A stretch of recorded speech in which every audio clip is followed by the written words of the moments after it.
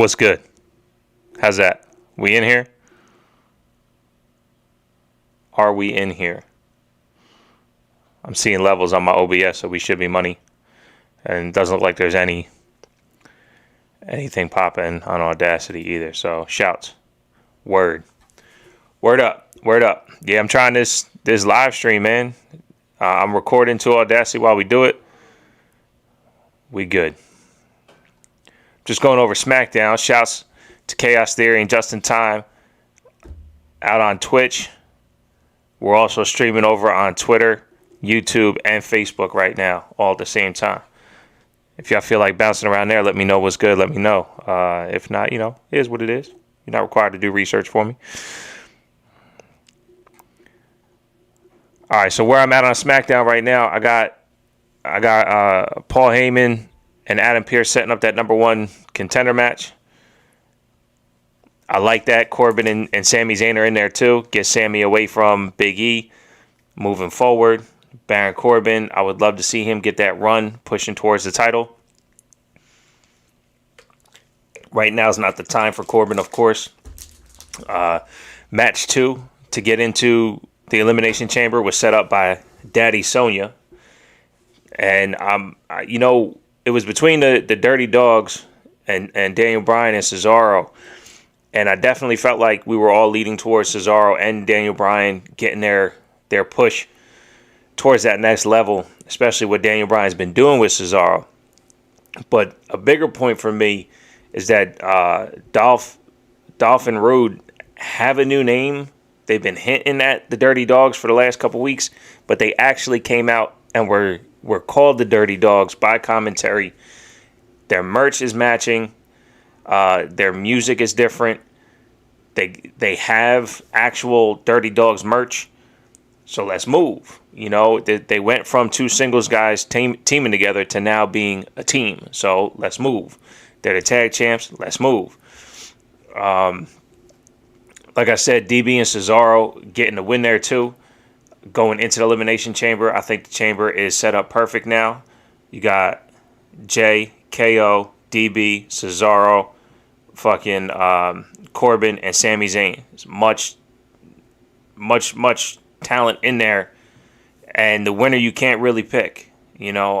I see this as most likely another KO thing to blow it off at elimination, but I don't fantasy book, so this is where we at here. Let's see. Big E versus Nakamura. I love Big E's new attitude, but what I'm not liking is him being put in position to kind of carry the load of what he's doing. It'd be nice to see Big E just have the matches and build and build and build and build. And we're not necessarily getting that. He's what am I trying to say here? Like, he's having good matches, but there's no story to it. So give us a story. You know what I'm saying? And in that, have the match and we move. Have the match and we move. Establish him as a dominant Intercontinental Champion. Why? Like, Big E puts out an open challenge. Apollo comes out and Big E's like, nah, son, like anyone but you. And we got a really good Nakamura match until Apollo wanted to get his hands in there and fuck shit up. You know what I'm saying? So, like, I don't know, man. I want to see something a little bit better, a little bit tighter from the Big E storyline. Now, I'm glad Seth is back. I thought we were going to get Burn It Down Seth again because he came out with the Burn It Down music, not the Messiah music, which I think is probably the biggest takeaway from what Seth had to do. But he did his rinse and repeat version of the Messiah on Monday night when it came to the promo. And I'm curious what they're actually going to do with him, because it was the same thing in the last person that they showed on camera in the dark was Murphy standing in the corner, but he bounced without the commentator saying anything. And Cesaro was the only one to be there when the lights came on. And I'm wondering, if Cesaro's doing all this dope shit with everyone else, why are they going to pump him towards Seth unless Seth is going to take L's? I thought Seth would have been a perfect person to put in the Elimination Chamber. and give us the thought that we might see Seth against Roman, because I mean that's what they do when they put Roman as one of the last two in the Royal Rumble, right? That thought of him challenging someone for the title is what elicits the emotion. But you know, it's not quite what we got. We did get Liv Morgan versus Bayley. I thought, man, I like it because we're seeing Ruby and Liv do their work. The problem is we just had a women's Dusty Classic in NXT where Ruby and Liv could have done the work all the time. And Ruby and Bayley had a really good match last week. And this past SmackDown with Bayley and Liv, again, shouts to Liv. Every time she's on TV, she's putting in that work. I thought she made that one mistake when she jumped off the steps and smashed her face into the barrier. I don't think that was a cover-up for anything. I think that was just her, kind of missing.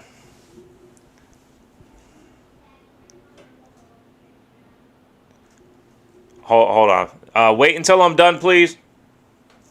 Thank you. So where was I? So shouts to Liv. I mean, again, she's looking better and better on offense. And then defense-wise, she sold her ass off the entire match. She's outmatched by Bayley. I think we all understand that. Again, the real problem I'm having is that we have Ruby and Liv. Give them the time on TV. Let them go forward. I don't know where they go, but they need to go forward. We need them to keep wrestling, keep them on TV. Because once all this shit with Nia and Shayna runs its course, we need these women's tag titles to really be in a good fucking spot. Street Profits versus Otis and Gable. Shouts to Otis. He looks like he's dropping some pounds. He's him and Gable got matching gear. Thought that was dope. One thing I noticed right off the bat, and I've said this for a couple months, maybe even a full year, to tell you the truth. Dawkins can fucking wrestle. Montez is the more gregarious, the louder, the more vocal, the more out front, the more animated one. But Dawkins can fucking wrestle. And I heard it early on from a popular podcast person that, Montez is going to be a star when this is all over. And it's that kind of narrative that has Otis as a singles and Tucker nowhere. Like, don't do that. When this is all said and done, there's a very, very good chance that Dawkins is a champion.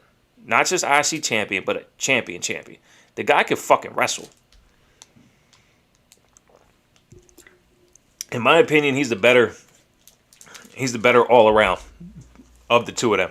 But that's just my opinion, and I'm also a Baron Corbin fan. A lot of you guys aren't. So, anyway, it was a good match.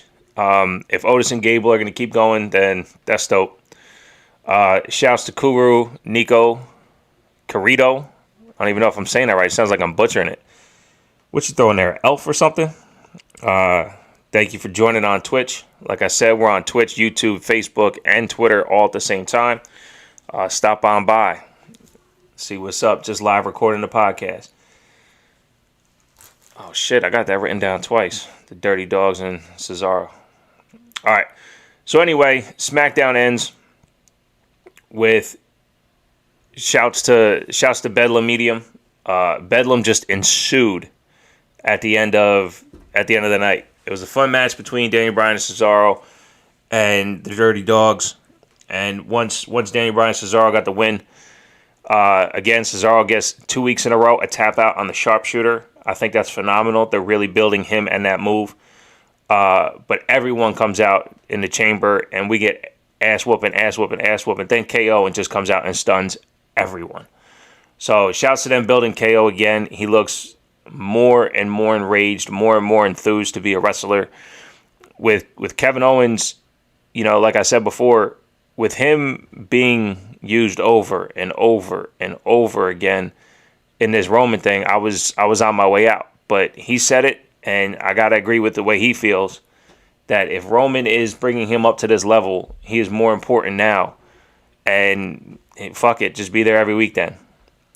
Just be there every week. All right, now the meat and potatoes. What everybody loved about last night, NXT TakeOver Vengeance Day. Let me get this out the way. Before it even started, Eli Drake, who I am not familiar with, but also blew up Twitter. A lot of you guys who have watched NWA, Impact, love Eli Drake. I am excited because of how much enthusiasm is behind this signing, and what I've heard about him. A lot of you guys are saying he's comparable on the mic to the Miz in the best way. He's comparable to Name Your Technician, which is dope and has a little bit more power. So we'll see, because that's my kind of wrestling. I don't feel like back cataloging his shit. I'll just wait for it to come on NXT. I remember when AJ Styles signed, I went back and I watched as much as I could on YouTube, and I spent way too much time doing it. So, but shouts to them signing Eli Drake. Also, Taya Valkyrie signed. I guess she's married to Johnny Morrison. So, shouts to adding on more talent in the women's division. NXT, I think, is setting up for a second show. That's just a personal opinion of mine. With Peacock coming around, there's the possibility of just more wrestling. And again, a couple episodes, I said it. Time on TV is a big thing. We need to get these women on TV. We need to get proper tag teams on TV. Build these divisions. And if you're going to keep bringing in more talent, we got to see them on TV. And the only way they get better at performing is by being on TV. But, again, last night, TakeOver Vengeance Day. Fucking awesome. What a pay-per-view. What an absolute pay-per-view. I'm going to start off at the beginning. Again, if you guys got anything to say, just jump in there. You know what? I'm gonna throw it out in the chat on all platforms here. Talking NXT. You know what? Let me hashtag it, because this goes to Twitter as well. NXT TakeOver Live. Dope. All right. Women's Dusty Cup kicks off the show. What else can I say? I fucking love women's wrestling. You know, I think in this match, I had low expectations, and it's because Shotzi's kind of been Shotzi. You know what I'm saying? Like she was always seemingly doing these moves for the sake of doing the moves to look for her particular high spot, and we didn't get that. So that's a good thing. I mean, she did mess up her one move. What is it called? Did any of y'all out there know what Shotzi's move is called when she does? It looks like a reverse bulldog or a Selena Del Sol, or what the fuck does Spike Dudley call it? Sliced bread? Is that what it's called? Justin, shouts to Justin Time 211, Twitter co-host. Yo, I got you. It's in my pocket. I'm going to put it in the mail this week. Promise. All right, so when Shotzi went to do the sliced bread, she landed on her head. I mean, even with Raquel's help, and they were sitting on the top rope when it happened, and that bothered me. When I was trying to think about what the name is, I think Inverted Bulldog I like better as a name. But anyway, yeah, that's the only rough spot, man. The only rough spot. I think I liked everything in this match. And hold on, fucking kid again. Bud, what are you doing? And I said when I'm done. All right. Snack time. Anyway, all right. Like I said, I liked everything in this match. You know, to name every situation, like, it's just watch the match. You know, I think my biggest takeaway, to be honest, is Ember's offense. I was a big fan of her when she first debuted in NXT, and I thought it was maybe just from a character standpoint. She used to wear the yellow contacts. Like, she had this different look to her, and she did some athletic shit. But her offense has been... Yeah, live podcast, Marsh. Damn. Gotta try this shit out, man. What do you got to be on for everything I do? Hey, touchdown. I'll take it. No, I don't. No, I don't. I'm just engage in the chat. That's all. Just engage in the chat. Marsh on Twitch says I need a ref. I don't know any. It says the Marsh 10. But like I said, I'm loving Ember's offense. I think this version of her is the best technique I've seen. She can really fucking wrestle. She's done a great job since she's been back in NXT. Let's see here. I thought when they messed up the sliced bread and then they did the tandem dive to the outside where Ember held the ropes and Shotzi dove through on Candice, I thought was a perfect spot. But I tell you, there was a clip circling, was it last week, week before? It was Owen Hart as the Blue Blazer against Ted DiBiase. He did a dive to the outside, and it was a crossbody. Why aren't people doing crossbodies to the outside? Why is it all dives? Wouldn't a crossbody make more sense? You have more surface area to catch each other. It'd be a little bit more full impact. But doing the dive full way, you gotta clear your entire height. And it happens with the women a lot, like Candice last week, right? Didn't she clip her feet?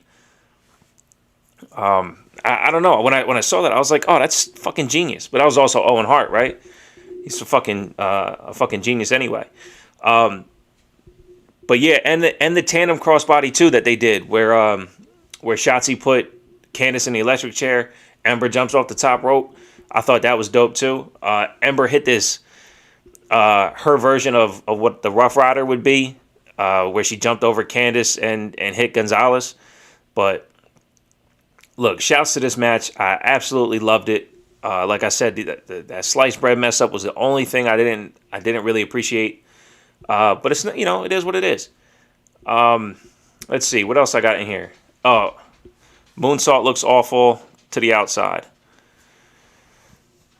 They're too afraid to make contact. Yeah, absolutely.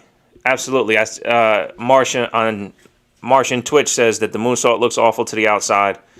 That's why crossbody looks so good. Yeah, for sure.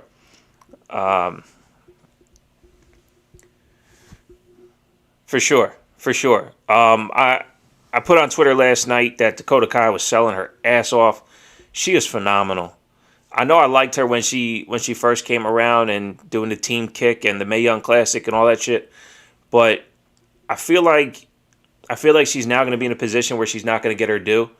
She'll be in that Candice LeRae building talent kind of standpoint, and I don't know if she's going to get her solo due because Raquel is a fucking star, man. She went full on El Diablo in this one. I love it. And this match, it was pretty damn seamless. Nobody was really waiting on each other, kind of like the women's main event was. But we'll get to that in a second. Let's see. Yeah, so they win. And I tell you, I have the same comment for MSK, but, Raquel's supposed to be this big heel. When they won the Dusty Cup, she could not stop smiling, man. People who hate on wrestling or talk shit about it, it means something to these performers. Raquel was so fucking happy to win. So happy to win. And I was happy for them. I said it on the preview show. Seeing Raquel Gonzalez in the ring with Shayna and Nia at the same time, this is going to be the star-making moment.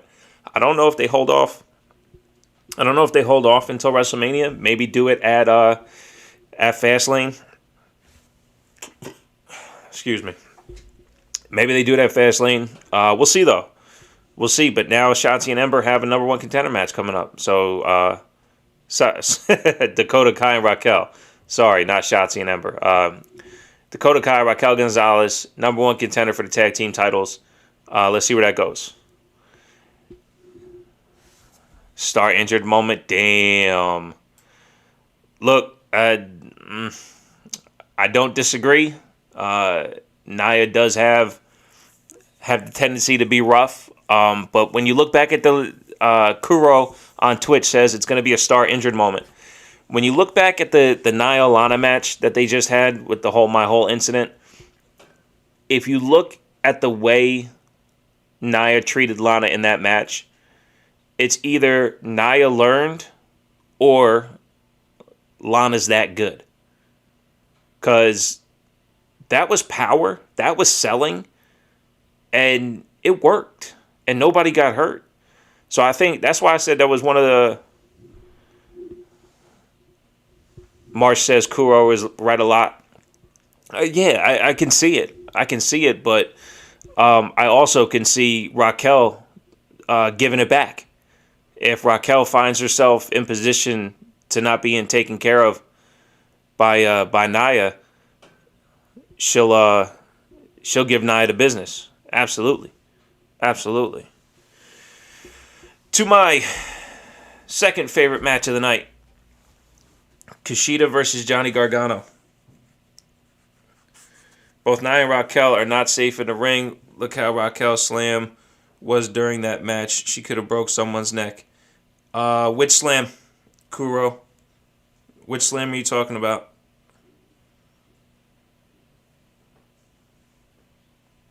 I'm talking about the one on Shotzi to end the match?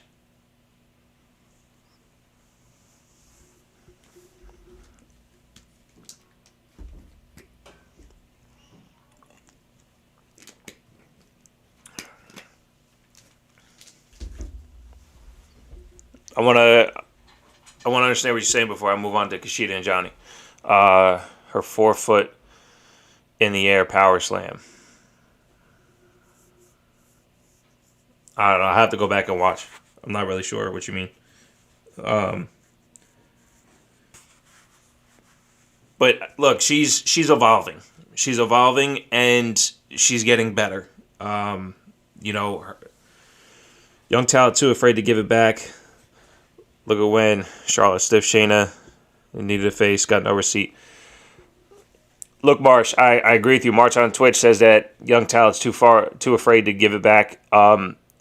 Yeah, I mean that's why I said from the beginning that Charlotte would have her best match with Rhea because Rhea knows how to do it.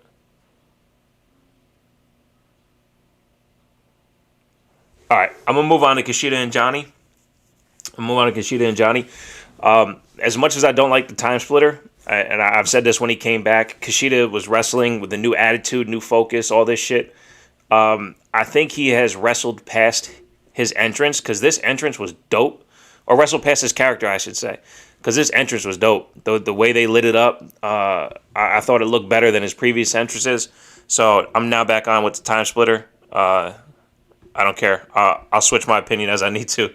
But the time splitter is honestly like the least of the worries when it comes to Kushida.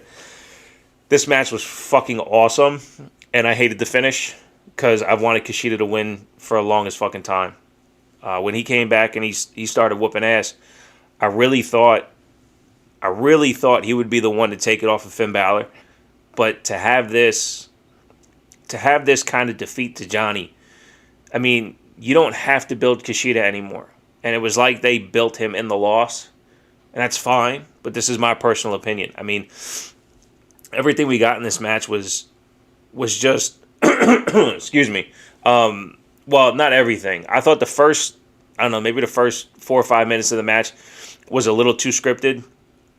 And then that one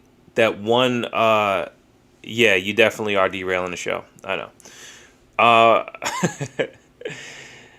The first 5 minutes and the part, I don't know, it was like probably towards the back third of the match where they were not being able to capture each other. It's a little too scripted. Other than that, it was flawless. It was just an absolutely incredible match. They were able to do MMA style transitions. Each one of them had their own singles run of offense that looked super legit. Something to really get Kushida looking, God damn it, like he was going to win. And that's my problem. He should have won. He should have fucking won. Kushida has hit his ceiling in NXT, which has sucked. What are you talking about? Justin, what are you talking about?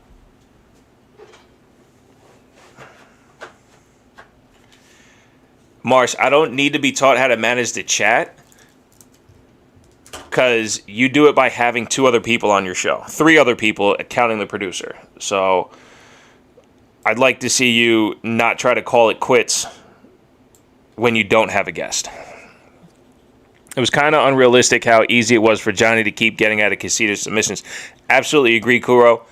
Except for, I said this, I don't know, a while back, that there's rules to wrestling, so you can't break someone's arm. You know what I mean? And I know they use a tap out in wrestling too, but I think when it comes to wrestling and submissions, it's always a endurance thing as opposed to a pain thing. So like the sharpshooter, it hurts like a motherfucker, but as long as you can handle the pain, because they can't crank it until they break your back. Like, that's not allowed. If Kushida breaks his arm or dislocates his arm, it's now a disqualification for causing the injury, if that makes sense. Marsh says, I don't usually like Gargano. I like how much mat work Kushida put in there. I don't understand what good is a Gargano win here, and how big would that have been for Kushida. Yeah, absolutely. And there's obviously something else going on with Gargano, with Loomis, with Dexter Loomis kidnapping Austin Theory before the match. You're looking towards, and that happened at the preview show too. You had Loomis fucking with Johnny Gargano. So why would you not take the title off of Gargano, have Kushida keep these phenomenal matches going with any contender, and put Loomis and Johnny in that whole storyline, and now the Way has something so far to go. I mean, Johnny's such a made man. He doesn't need. Well, yeah, DQ match definitely would have worked, but it would have been heel on Kushida. But yeah, I don't know. Johnny's a made man. Him losing doesn't mean anything. Johnny doesn't need a win at all. He doesn't need a title at all. He's such a made man in NXT. But yeah, I mean, look, they told the entire story of Kushida working on that left arm. I've never heard the term chicken wing suplex so many times. Just to highlight some of my favorite spots. Number one, Gargano was diving through the rope. Kushida caught him, threw him into the chicken wing, did a roll through, and then a chicken wing suplex. I thought was fire. And my favorite spot of the night, period, across the board, was when Johnny Gargano hit the fucking corkscrew suplex off the top rope and then used the mid rope for an assisted DDT. I thought was awesome. And a lot of times when you see spots like that, they look too rehearsed. And honestly, these guys looked so beat up that executing it was a task. But also, Kushida didn't have the energy to break away. I thought it was well done. I thought it was really well done. And like I said after the match, it was a phenomenal match that the ending was just disappointing, so I was soured on the match. I rewatched it again this morning, and I go, that's just me being a dick. That's just me being a Kushida mark. I really thought he would be continuing on that trajectory of championship opportunity. I thought this pay-per-view was going to be Kushida Balor.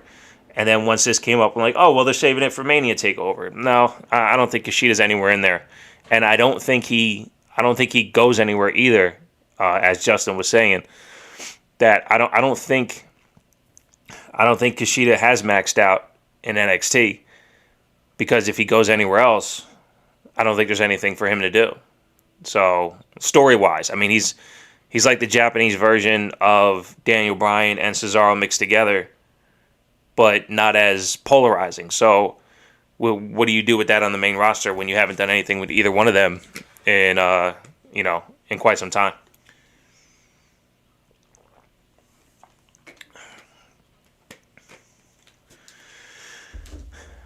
On some rewatching,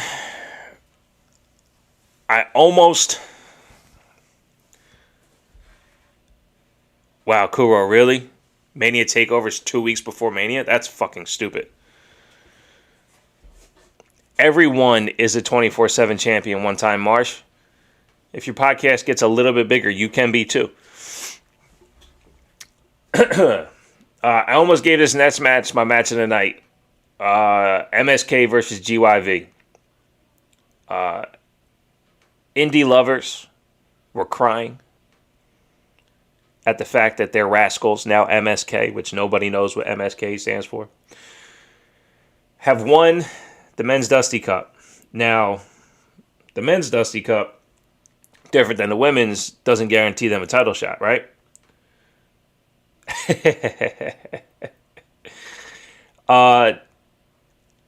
When this match concluded, I had said, when you add technique to flippy shit looks dope.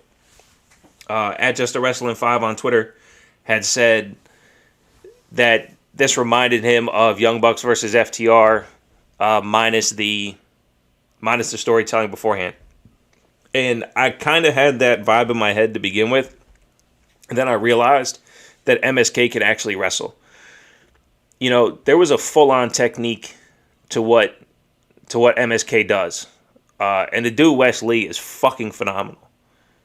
That guy is amazing. And every spot they had nothing to do with for the sake of. You know, that's my biggest problem with the Young Bucks. They get ready to do this move, and then they get ready to do that move, and their opponents are making sure that they're standing here. It's just so plotted. This match wasn't that way. This match was not segmented at all. Everything they did was a part of the match. Wes was doing this. I thought it was so dope, like this back handspring drop kick to the head. And the second time he went to do it, GYV, being GYV's, kicked him in the stomach. It was perfect. It was perfect. You know, they did this just great fucking storytelling. And I'm wondering what you guys think of this. Is Wes Lee not a good example of why Ricochet and Aleister Black should be tag teaming again? That run that they had to Mania, what was it, 3 years ago?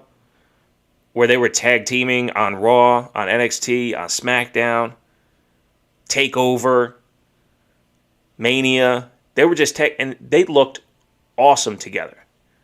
And maybe Ricochet, his single style, isn't what we need in WWE.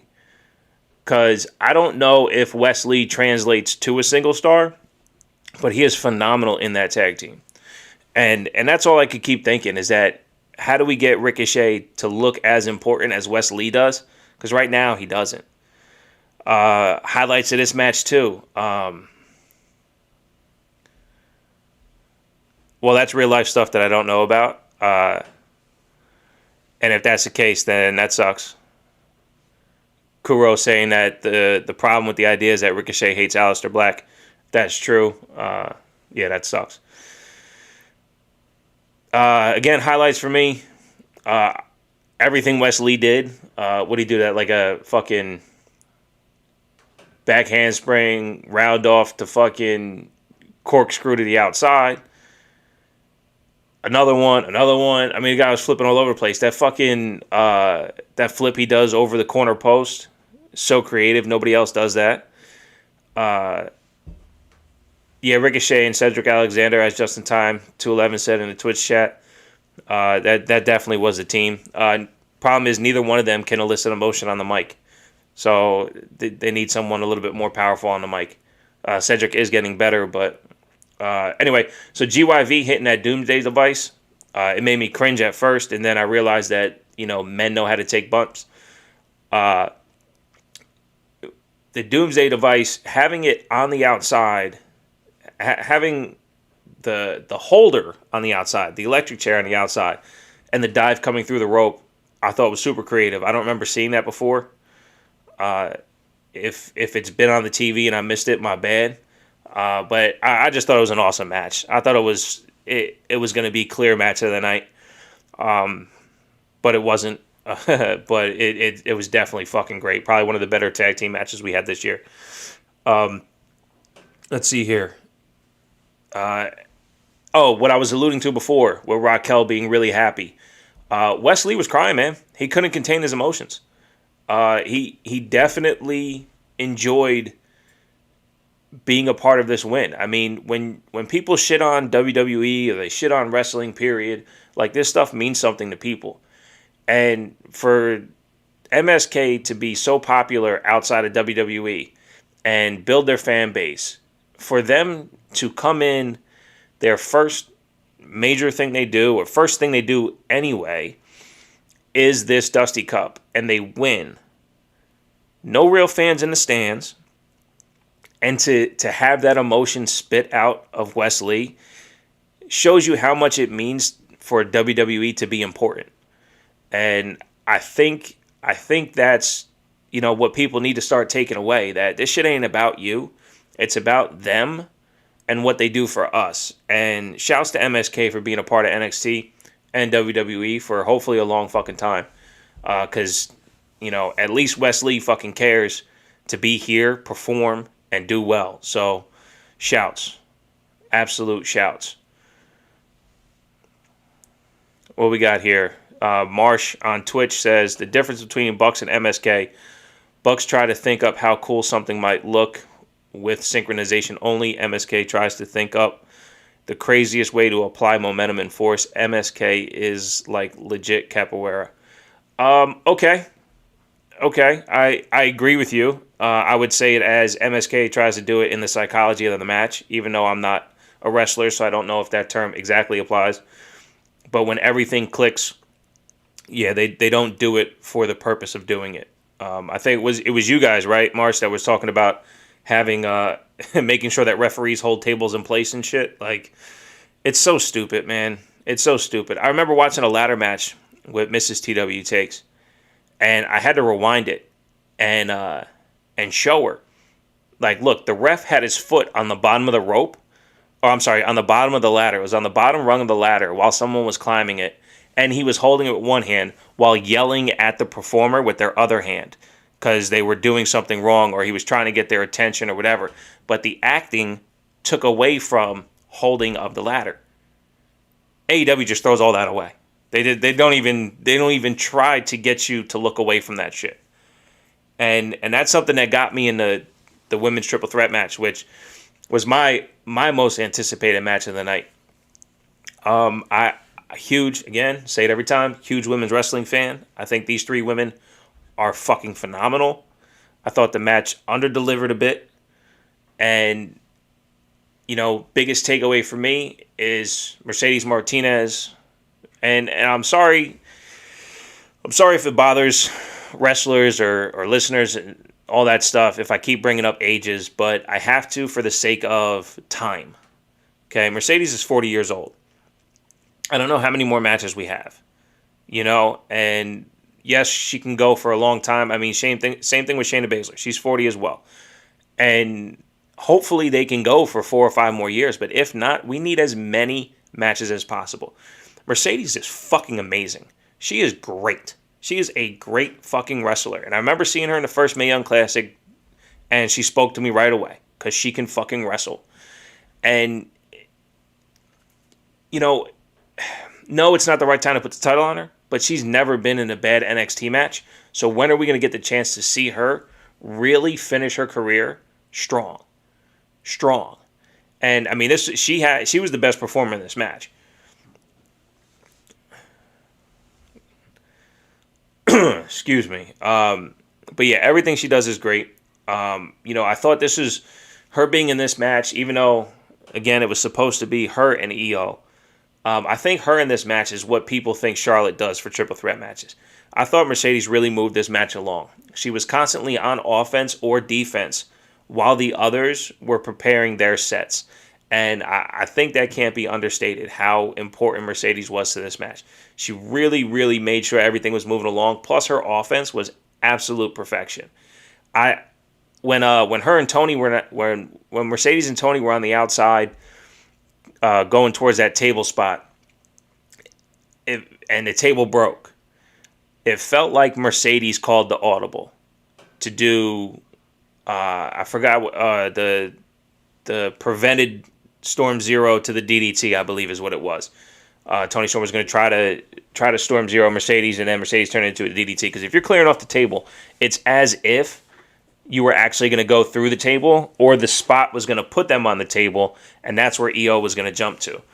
But like I said, that where some things weren't clicking is it seemed like everyone was waiting on EO, and I don't think this was an EO thing. I think it was them kind of rushing, and also the camera can't put it there either.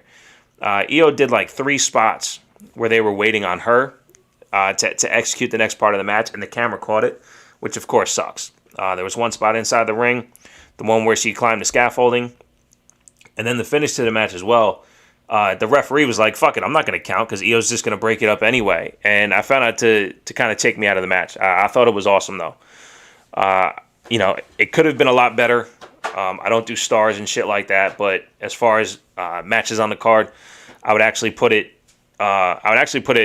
last. I liked all the other matches better, but that means nothing because the whole card was fucking dope. Last match of the night. Tony made the table faint. Marsh, stop it. I'll tell producer. If you ever seen Blank Man, it's the don't touch me. Match of the night. Finn Balor, Pete Dunne. Let me know what you guys think. What do you guys think of Balor versus Pete Dunne? First one up, I'm just gonna read comments.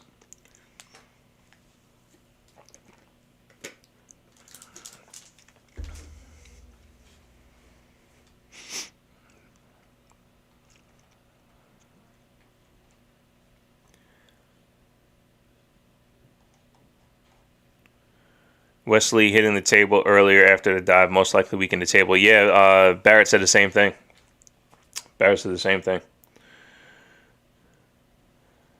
I was drinking Irish whiskey. That's not what had to do with the match. So the right guy won. Oh. So through surrogacy, you drinking Irish whiskey makes Finn Balor win. Gotcha. Well, next time, drink some Earl Grey tea, and then Pete Dunne will win. Kuro says the Pete Dunne Finn match was good. I thought it was a wrestling masterclass. The hard part about the match, because again, watch it again. The hard part about the match is that it's not good for those who don't watch wrestling all the time. There was no wasted movements. It was so technically sound, but there was no overt high spots. There was nothing crazy to bring in, somebody who doesn't watch. So it was definitely a match for us. But even for me, after about 15 minutes of nothing to go, oh shit, I get bored. And I started feeling that way. So that's why when I do a second rewatch, I kind of know what I'm looking at, and then as the match progresses, I feel better and better. At Just in Time says, I felt they took a little too long during the feeling out process. And I hear you on that. And that also is the beauty of it, though. I mean, that's where the technical wrestling starts, the feeling out process. But yeah, if it took too long for you, I get it. But it was absolutely technically sound. It was almost flawless. I mean, down to the way they were telling the match, right? Finn Balor's working on breaking down Pete Dunne's leg so he can't do anything explosive. And Pete Dunne's breaking down Finn Balor's arms, which you should probably do it the other way, right? So that might be the only hiccup. But what really got me invested was when Pete Dunne went to do the flip off the turnbuckle and he couldn't complete the flip because Finn Balor's working on his knee. Like, that's the shit that just goes by the wayside of people who don't watch all the time. I thought it was a great match. I thought they were both as stiff as it gets with each other, as opposed to the O'Reilly Finn Balor matches, which were definitely more martial arts based. But this was just a great technical wrestling match, and it doesn't look like it's over either, though. And that's what sucks about Finn Balor having these matches is that they end in a fashion that he wins, but we're gonna get another match. Marsh in the chat on Twitch says, I felt like it had to be a slow start to make the second half make sense. You only think it went too long because the second half grabbed you so good. Yeah, that makes sense. The pace moved a lot faster after the feeling out process. Oh, Kuro, absolutely. Kuro says Finn selling his hands the entire time after Pete stopped them and using them to flip him off. And how about this? At the end of the match, when he's on the ramp and he goes to put the gun up and he can't. You know what I mean? Like Finn, Edge said it, right? Finn is on another fucking level. Finn is on another level. And that's the thing. I tell you, I said this about the Kyle O'Reilly matches too, is that it seems like there's more. And I wonder if that's just Finn Balor letting you know that somewhere in him he has an Iron Man match that's just going to go through the fucking roof. Yeah, that's what I just said. All right. Now, I am here to dispel some rumors because I know. I called Adam Cole. I called Kyle O'Reilly. I talked to William Regal. I talked to Finn Balor. And what happened last night is that Finn Balor was actually supposed to join the Undisputed Era. They were wearing hoodies because they were going to unzip it and hand it to Finn so he can zip it up.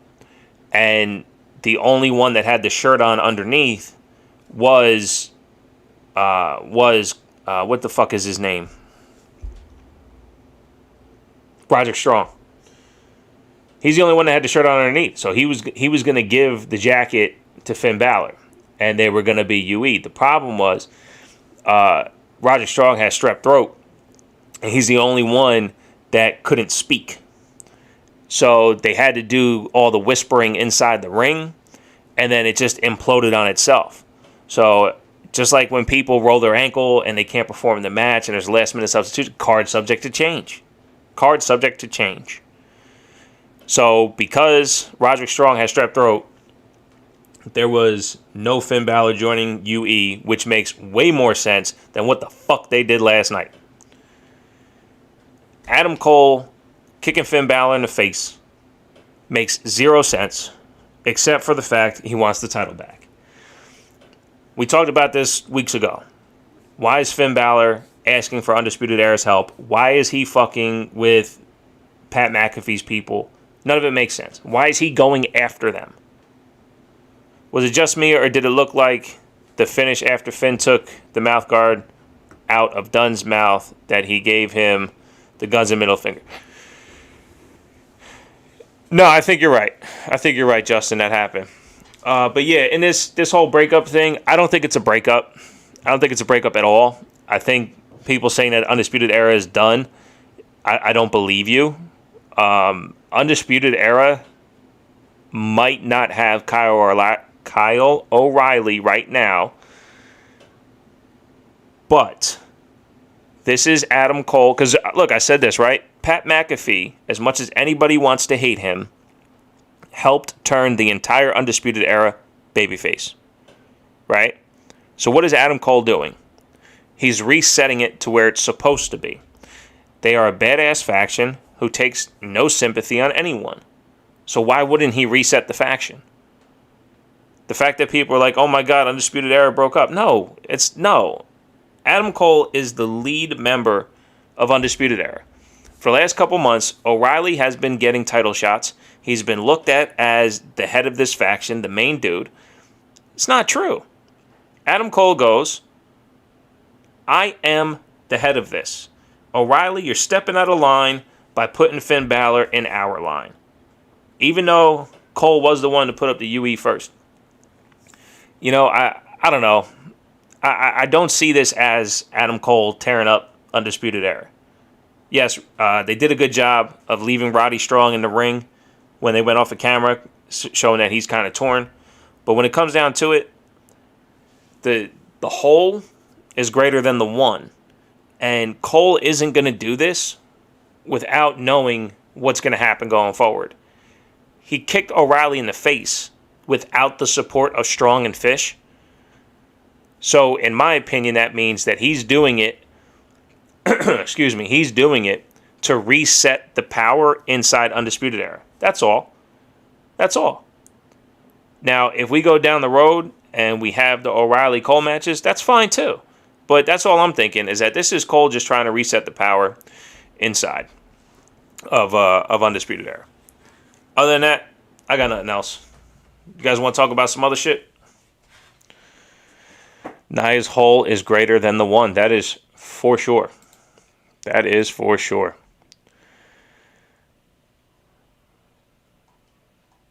Everyone's in Twitch. Yeah, it looks like everyone's in Twitch. No one from Twitter hit the chat. Let's see where this is in here. Notifications.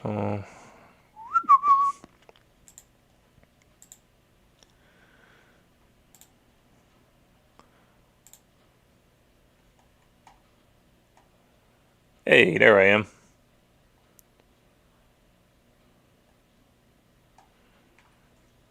Okay.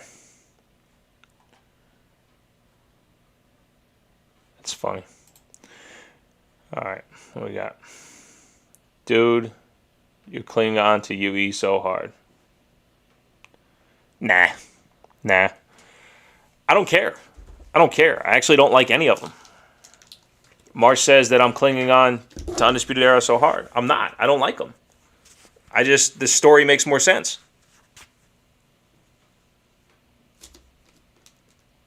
No, stop it. I gotta go take care of my kid. He's upstairs playing video games. Elimination Chamber.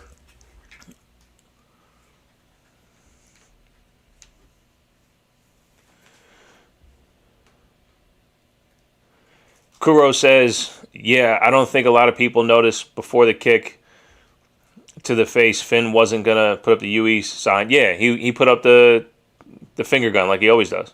Yeah. Balor's a threat to everyone. He's the champion, Marsh. Come on now. Elimination Chamber. We're going to do the same thing. I'm going to do the watch along and broadcast it across Twitch, Twitter, Facebook, and YouTube all at the same time. I think this worked out pretty good.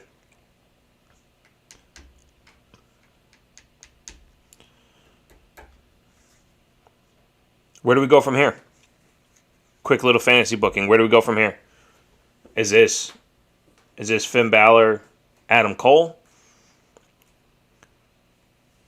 Or did Adam Cole just fuck himself? Because now Balor and Kyle O'Reilly are going to face Adam Cole and Strong.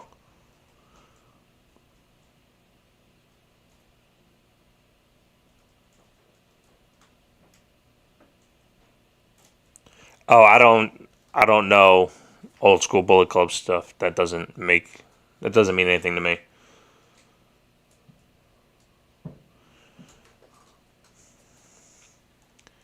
So then Cole is just going to wash O'Reilly. So where does O'Reilly go from here? I think we're getting Balor and O'Reilly versus Cole and Strong.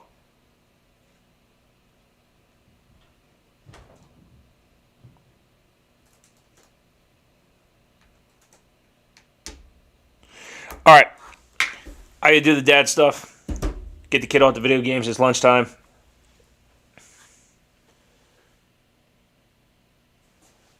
Yeah, that means nothing either, girl. I guess that's the indie stuff. Let me get out of here. Appreciate you guys hopping on. We'll talk more about what's going to happen at Elimination Chamber. See what's up. I appreciate you guys coming through. I'll be posting this after I edit some things, add on the outro, all that shit later today. Until